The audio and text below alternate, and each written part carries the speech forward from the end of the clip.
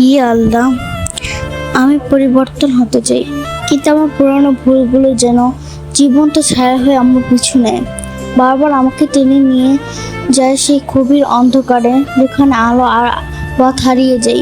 আমি ভালো হতে চাই, সাথে থাকতে চাই, কিন্তু আমার নিজের মনটাই যেন আমার সবচেয়ে বড় শত্রু, যাকে ভেঙে দেয়, কাঁদা, অসহায় করে ফেলে। ইয়া রব, আমি খারাপ অভ্যাসগুলো উপরে উপরে ফেলুন। আমার হৃদয় জোর করে হলো আপনার দিকে ঘুরিয়ে দিন। যে চোখগুলো গুনাহের দিকে তাকিয়েছিল, যে মন পাপকে লুকিয়ে রেখেছিল, সেই চোখ ও মনকে আপনি ক্ষমা করে দিন আল্লাহ। আমি এমন একটা পরিবর্তন চাই যেখানে আমার যেখানে আমার অহংকার ধীরে ধীরে মরে যাবে,